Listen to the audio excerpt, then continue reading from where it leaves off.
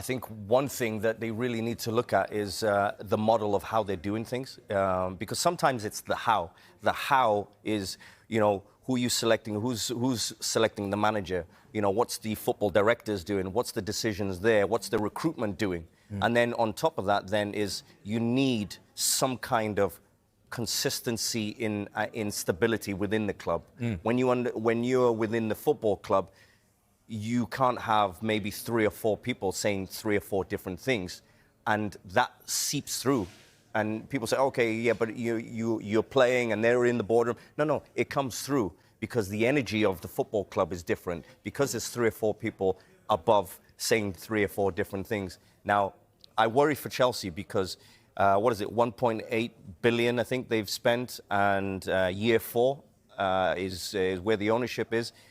Now, the model is interesting, but unfortunately, football doesn't work that way because there's a reality on football. You can't just go and, we're going to spend by young players and then we're going to build them up and then either potentially sell them on or then we keep them. Their value is a lot higher. Okay, that's nice on paper. Now, everybody says football is a business, but unfortunately, the football is still the football and it doesn't work like a business. So that's the real big worry. And I think right now, Chelsea have got a £1.8 billion problem. Is players are not performing. They've got a manager, it was interim. They've just sacked one who they gave a 6-year deal. So your decision-making is way off to what should be happening and what gives you consistency and a stability within the football club. So they've got big problems, a £1.8 billion problem right now because there's no performance and you're 9th in the table.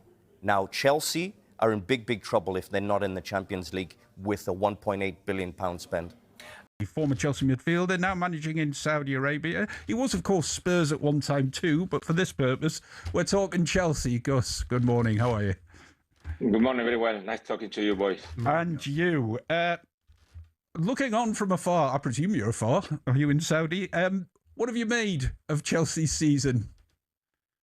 Well, it's very strange. I tried to say it a couple of times. I'm the kind of person as a coach that I like to have a very good line from the top of the club, from the owners, from the chairman, from the sport directors to come out and explain exactly what the team is trying to achieve, the way, how long. So then everybody is in the same boat.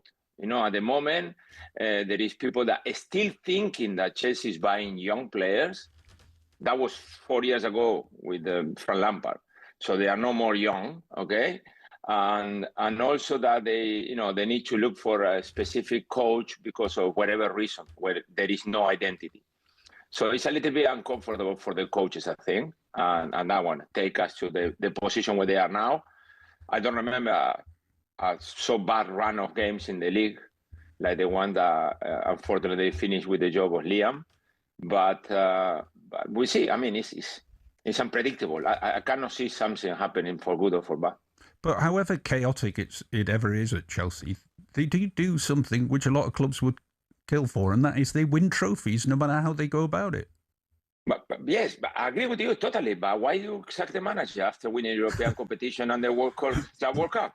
I mean, it's difficult to explain. When we lose, we deserve the sack. I always say it. Like, fair enough, get me out, bring somebody else. But when you win, there is another issue now. Is relationship, is sports science, is players need to play depending on the medical. It's always something, no?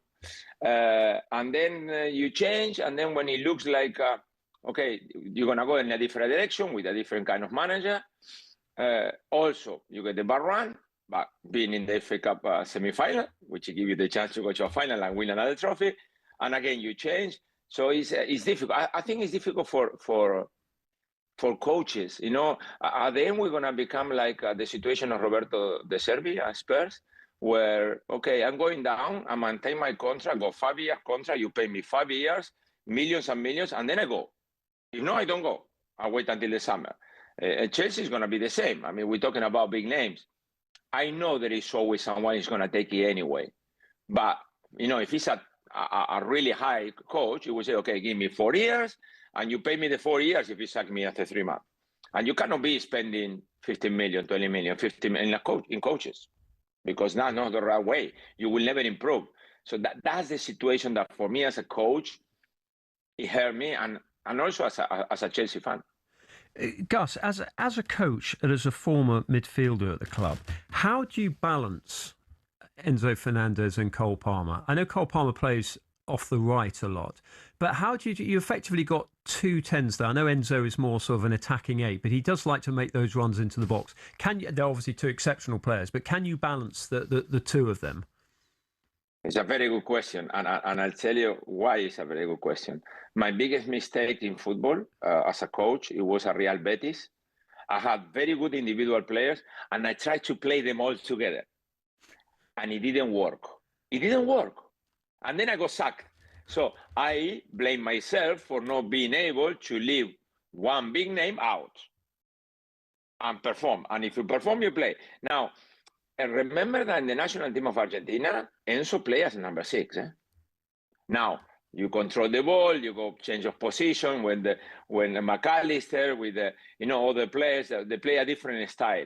But after seeing Palmer last year, who was the most influential player in the Premier League, to have to play him on the right because you have 2 100 million players in midfield, it's strange, at least.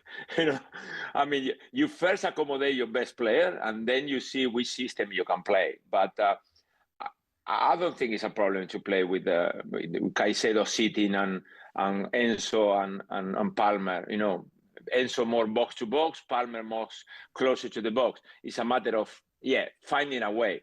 But putting another midfielder, then it will become the problem. And that's what Liam was trying, to have 2 6s sitting. Different way of coaching, but you need to be careful sometimes when you pick your best players and not your best team, which is the most important.